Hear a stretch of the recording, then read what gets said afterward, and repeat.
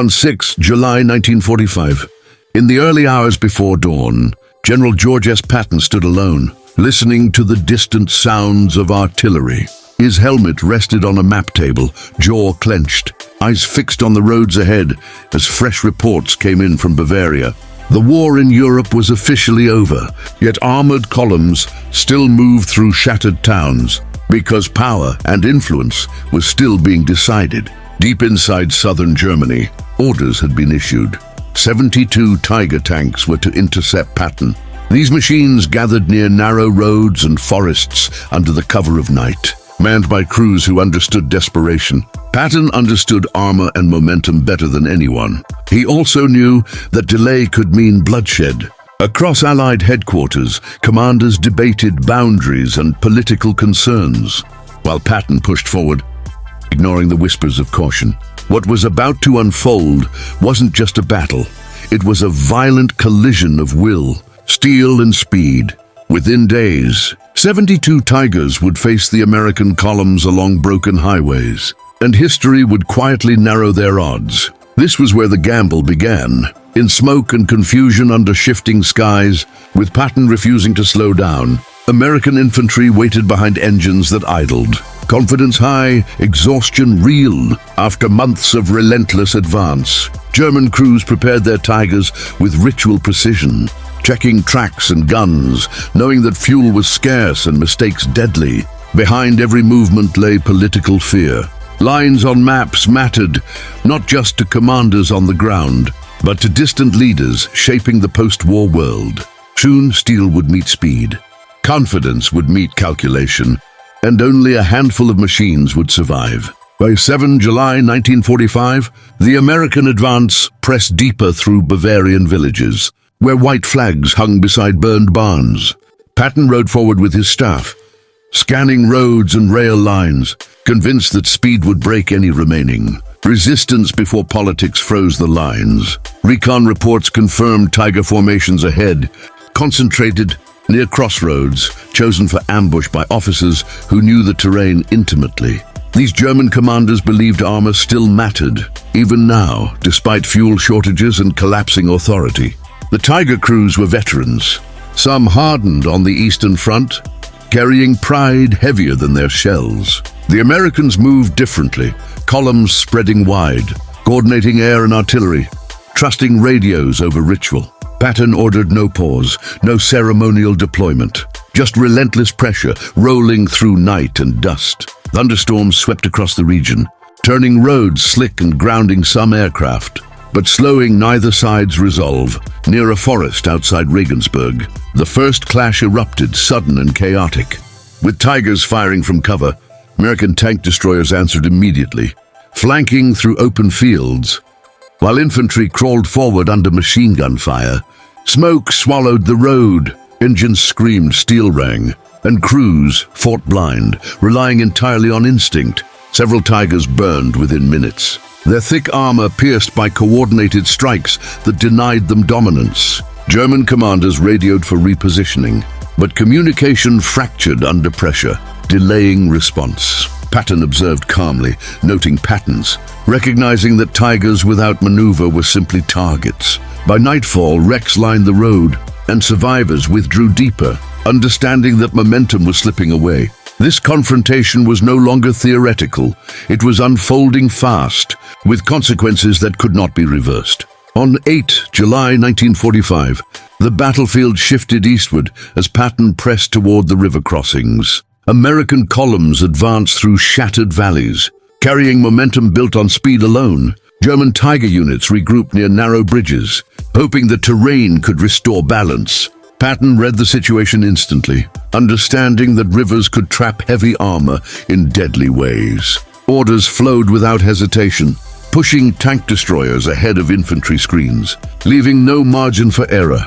The Tigers waited in hull-down positions, engines idling, crews whispering prayers. When contact came, it arrived with artillery first and movement second. Striking with sudden precision, American guns walked fire across riverbanks, forcing Tigers to reveal their positions. Several German tanks attempted crossings, only to stall under concentrated fire, trapped by geography and planning.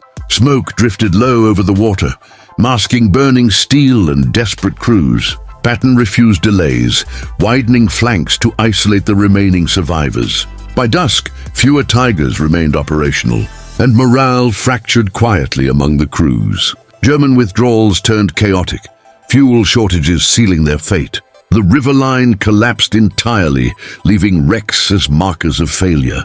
What began as resistance had ended as a relentless pursuit, with Patton already looking toward the next objective. By 9 July 1945, the roads east were littered with wreckage, smoking hulks marking failed resistance.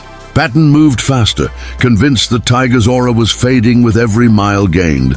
American engineers cleared paths at dawn, while columns rolled through, engines humming, dust rising behind them. German survivors pulled back toward hills, regrouping where narrow passes offered one last chance. Orders from higher command reached them late, confused by collapsing lines and fear of encirclement. The Tigers that remained were scattered, fewer than 30, many low on fuel and ammunition. Patton sensed weakness immediately, directing armor to split wide, denying any single defensive stand. Near a hillside village outside Passau, another clash erupted, brief but savage under clear skies. Tigers fired first from elevation, scoring hits, shaking American crews, reminding them of danger. Air observers called strikes quickly, and artillery answered with precision, pinning armor in place. One by one, the Tigers attempted to withdraw, turning slowly, exposed to flanking attacks. American tank destroyers surged through orchards, striking sides and rear armor with lethal efficiency. The battlefield echoed with explosions, steel tearing apart, crews scrambling for survival. By evening, the hillside burned quietly, only a handful of Tigers retreating intact. Patton reviewed the reports without celebration, noting numbers, distances, and time saved. He understood this was no longer about Germany, but about who reached the next line first. Behind him, Tiger Rex told the cost. Ahead lay borders, politics, and uneasy allies. On 10 July 1945, the final Tiger elements drifted east, shadows of what they had once been. Patton's headquarters moved again that morning, maps updated constantly. Coffee cold, radios never silent. American scouts reported abandoned Tigers along roadsides, engines intact but crews gone, fuel tanks empty. These machines had not been defeated by fire alone, but by time, speed, and relentless pressure. German officers debated last stands briefly, then chose survival, ordering withdrawals under cover of darkness. Patton allowed no pause, sensing hesitation would invite new boundaries to be drawn without him. Columns crossed into contested zones, where flags were unclear and authority felt fragile. The remaining Tigers attempted one final delaying action near a rail junction. Firing desperately before fleeing, American artillery responded swiftly, shells bursting among tracks and steel, ending resistance within minutes. Fewer than 10 Tigers escaped intact. Scattered eastward, their mission effectively erased. Patton studied the outcome carefully, recognizing the lesson beneath the wreckage. Armor without momentum was vulnerable. Power without coordination was hollow. Even legends could bleed. Behind the advance lay burning steel and silent crews, reminders of human cost. Ahead lay uneasy allies and political walls, forming even as the guns fell quiet. The Tigers had failed, but the consequences reached far beyond the battlefield. Victory was quiet, uncelebrated, because it complicated the future more than it simplified it. On 11 July 1945, silence spread across the roads, broken only by engines moving east. Patton sensed the shift immediately.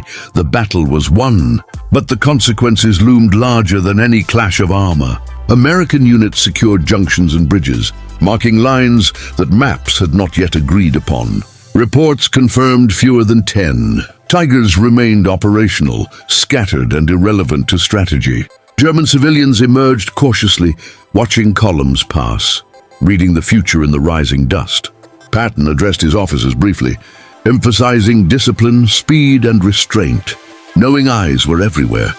Across Allied command centers, messages crossed desks, questioning Patton's reach and political timing. The battlefield had ended, but diplomacy was beginning to breathe down every road and rail line. Wrecked tigers were photographed, inspected, then ignored. Relics of a war already slipping away. American crews felt relief mixed with confusion, unsure why momentum still mattered after surrender. Patton understood clearly. Territory gained now shaped negotiations later, and hesitation invited loss. He ordered continued movement, careful but firm, avoiding incidents while claiming ground. Soviet advances pressed from the east, their presence felt in intercepted reports and whispered rumors. Every mile mattered, not for glory, but for leverage. The destruction of the tigers had removed resistance, but also removed excuses to stop. Patton looked ahead once more, aware that the next conflict would not announce itself with gunfire. By 12 July 1945, the landscape felt uneasy. Victory no longer felt simple or clean. Patton sensed a resistance of a different kind forming, not in armor, but in orders and delays. Messages arrived from higher command, carefully worded, urging caution, coordination, and restraint. American units paused near contested lines, engines running, waiting for permission that felt political. Patton argued forcefully through radio channels, insisting momentum preserved stability, not threatened it. The destruction of the tigers had removed excuses, but it also removed urgency for others. Soldiers sensed the tension, joking less, watching borders and unfamiliar uniforms ahead. Soviet patrols were rumored nearby, their presence unspoken but understood by every commander. Patton studied maps late into the night, tracing routes that now seemed forbidden. The roads he had fought to open were becoming lines no one wanted crossed. Behind him lay burned tigers, proof of capability and cost. Ahead lay agreements inked far away. Patton's frustration grew quietly, not with enemies, but with allies and invisible limits. History would remember battles, not negotiations, yet both shaped outcomes. The guns had fallen silent, but tension thickened, heavier than smoke ever had. For the first time, speed no longer guaranteed advantage because permission replaced initiative. The tigers were gone, yet Patton felt boxed in, constrained by the future forming. On 13 July 1945, orders finally arrived, firm and unmistakable. The advance would halt. Patton read the message twice, jaw tightening, understanding what had truly ended. American columns slowed deliberately, parking armor along roads they had fought to reach. The silence felt heavier than combat because purpose had been replaced by compliance. Wrecked tigers still burned in fields nearby, reminders of what momentum had achieved days earlier. Patton walked among his men, offering clipped words, hiding anger behind discipline. Soldiers cleaned weapons and engines, waiting unsure if the war had truly ended. Across the region, lines were drawn quietly, enforced by paperwork rather than fire. Patton recognized the irony. Steel had opened paths that politics now closed. The tigers had been sent to stop him, and they had failed completely. Yet now restraint succeeded where armor could not, freezing movement without resistance. Patton warned his officers privately, predicting future conflicts born from these decisions. History, he believed, would judge hesitation more harshly than aggression. The fields lay calm, but the calm felt temporary. The destruction of the tigers marked the last clash before a colder struggle began. Patton stood still at last, not by defeat but by agreement. Part 9. By 14 July 1945, the reality of the halt settled in, heavy and unavoidable. American units received new boundaries, marked on maps, enforced by orders, not enemy fire. Patton absorbed the change, outwardly calm, inwardly restless, aware of what had been surrendered. The destroyed tigers were now counted, photographed, and logged as evidence of a finished fight. Fewer than 10 had survived intact, a statistic that spoke louder than speeches. German prisoners watched silently, understanding their last armored gamble had failed completely. Patton questioned intelligence officers closely, confirming there were no hidden reserves left behind. The battlefield had closed its chapter, but the strategic consequences were still unfolding.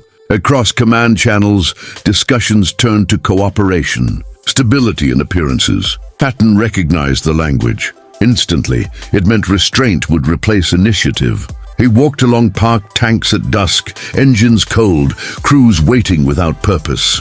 These men had beaten tigers through speed and coordination, only to be stopped by ink.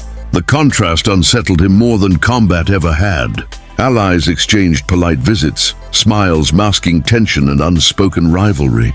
The lines now fixed would harden over time, shaping futures beyond this summer. Patton understood that history would not focus on these quiet days. Yet he believed the destruction of the tigers had bought time, leverage and warning. What followed would not be fought with armor alone, but with resolve and memory. On 15 July 1945, Patton stood beside the quiet road, watching the horizon settle. The guns were silent now. The tigers were gone, their last stand reduced to twisted steel and ash. American armor remained parked, engines cold. Victories measured only in reports and memory. Patton reflected privately, knowing that speed had won battles, but not decisions. 72 tigers had been sent to stop him, and fewer than 10 survived. None changed the outcome. The battlefield proved a final truth. Power without timing fails. Strength without movement dies. German crews had fought with skill and courage, yet were crushed by coordination and relentless advance. American soldiers carried the cost forward. Fatigue etched into faces, pride tempered by uncertainty. Across Europe, lines hardened quietly, transforming wartime momentum into post-war division. Patton sensed the future turning colder, shaped by restraint rather than firepower. The destruction of the tigers symbolized more than tactical victory. It marked the last moment when speed could still rewrite history. Soon, steel would no longer decide borders. Politics would. Patton walked away from the road, leaving wreckage behind, carrying frustration forward. The tigers had failed their mission completely, but the world they fought for was already gone. What followed would not roar like engines. It would wait, patient and silent.